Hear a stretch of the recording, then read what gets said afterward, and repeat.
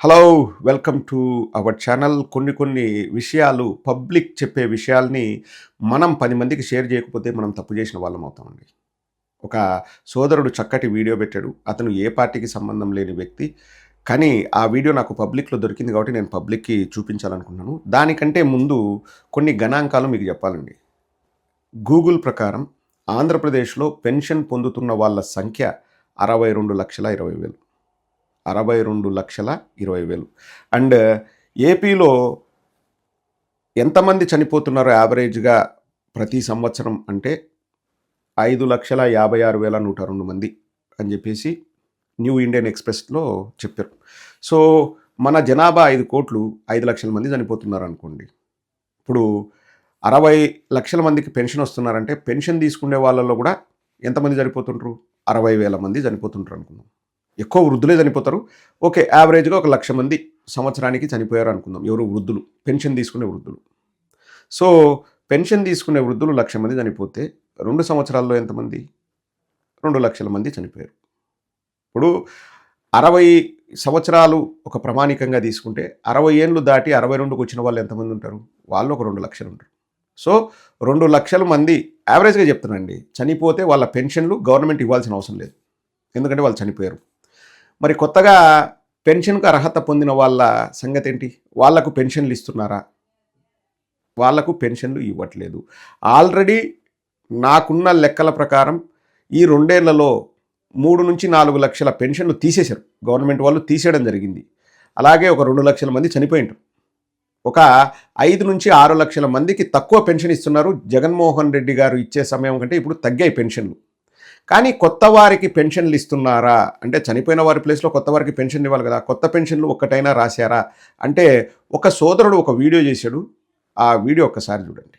ఇది 10 మందికి షేర్ చేయండి. దయచేసి మనం మంచి చేసిన వాళ్ళం కూడా అవుతాం. పెన్షన్ రావాల్సిన వాళ్ళకు మనం సహాయం చేసిన వాళ్ళం కూడా అవుతాము. 10 మందికి ఆ ఉద్దేశంతోనే అతను పెట్టాడు. ఏ రాజకీయ ఉద్దేశంతో కాదు. అది కూడా చెప్తున్నా. ఎందుకు ఇన్నిసార్లు చెప్తున్నా అనేది లాస్ట్‌లో చెప్తాను వినండి.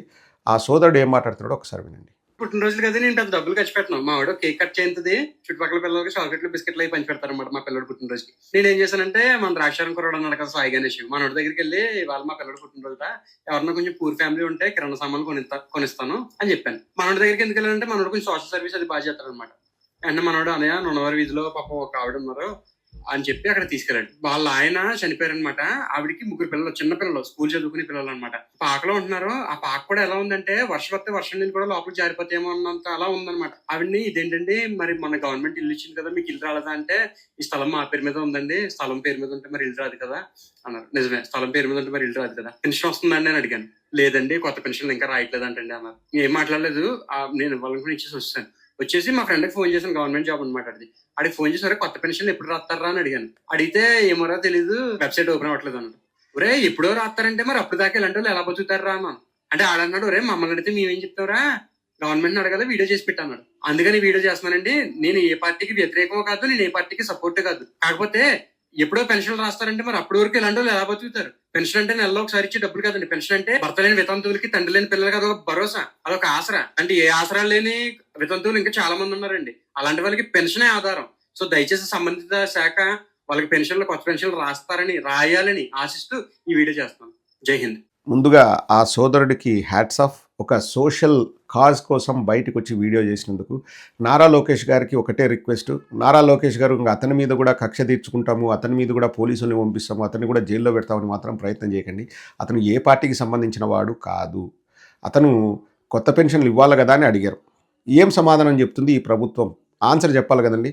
మా ప్రభుత్వం అధికారంలోకి వచ్చిన తర్వాత 47-48 లక్షల పెన్షన్లని 65 లక్షలకు చేశారు జగన్మోహన్ రెడ్డి గారు. పెన్షన్లు పెంచుకుంటూ పోయారు. అర్హత ఉన్న వాళ్ళందరికీ పెన్షన్లు ఇచ్చారు.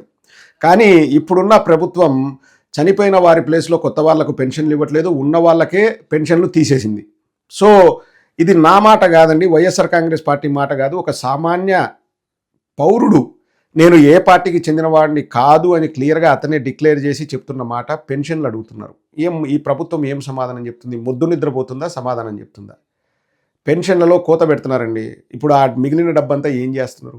ఇప్పుడు దాదాపుగా నాకు తెలిసి 5-6 లక్షల పెన్షన్లు తగ్గిపోయాయి. ఏది మా ప్రభుత్వ హయానికి ఇప్పటికి.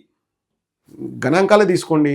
చనిపోతున్నారు. ఇప్పుడు మన రాష్ట్రంలో 5,50,000 మంది సంవత్సరానికి చనిపోతున్నారంటే వృద్ధులే ఎక్కువ ఉంటారు. 50% వృద్ధులే చనిపోతుంటారు. సో దాంట్లో 50% వేసుకున్నా కానీ 2,50,000 నేను అది కూడా వేయట్లేదు, నేను 1,00,000 అంటున్నా. సంవత్సరానికి 1,00,000 అంటే 2 ఏళ్లకు 2,00,000. ఆ 2,00,000కు 4,000 రూపాయలు ఇస్తారు కదా, ఆ డబ్బంతా ఎక్కడ ఖర్చు పెడుతున్నారు? ఆ 2,00,000 ఇప్పుడు కొత్త వాళ్ళకి ఎవరికైనా ఇచ్చారా? 2,00,000 కాదండి, 5-6 లక్షలు ఉంటాయి ఈ 2 ఏళ్లలో. వాళ్ళకు ఇవ్వడం ఆపేశారు, ఎందుకంటే చనిపోయిన తర్వాత ఇవ్వరు కదా. మరి కొత్త వాళ్ళకు వాళ్ళ ప్లేస్లో ఇస్తున్నారా? మరి ఆ మహిళకు రక్షణ ఎవరిస్తారు? ఎక్కడ మీ గవర్నమెంట్ చక్కగా నడుస్తుంది? బట్ అడగాల్సిన బాధ్యత ఉంది కాబట్టి, మేము చెప్తే ఏదో మేము బురద చల్లుతున్నాం అనుకుంటారు కాబట్టి, ఒక ఎవరో సోదరుడు, న్యూట్రల్ సోదరుడు చెప్పింది చూపించారు. దయచేసి నారా లోకేష్ అతన్ని మాత్రం అరెస్ట్ చేయకు ప్లీజ్.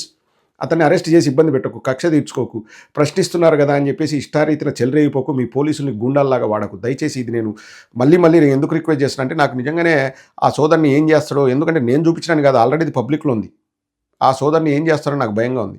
దయచేసి కక్ష సాధింపు అన్నది ప్రతిదానికి సొల్యూషన్ కాదు నారా లోకేష్. ఒక ప్రశ్న అడిగినప్పుడు సమాధానం చెప్పే దమ్ము ధైర్యం ఉండాలి. చెప్పలేరు అనుకో, కామ్గా ఉండండి, అంతేగాని కక్ష తీర్చుకోకండి. మళ్ళీ చెప్తున్నా నారా లోకేష్, దయచేసి ఇట్లా ప్రశ్నించే వాళ్ళని మాత్రం ఏం ఇబ్బంది పెట్టకండి. అతను ఏ పార్టీకి సంబంధం లేనివాడు. నీకు ప్రతిదీ ఇంకా కక్ష కక్ష కక్ష, కార్పణ్యం కార్పణ్యం కార్పణ్యం, ఇదే రేంజ్లో పోతుంది నీ పాలన. అతన్ని మాత్రం ఏమనకు. పెన్షన్లు ఇస్తావా లేదా చెప్పే దమ్ ధైర్యం ఉంటే చెప్పు.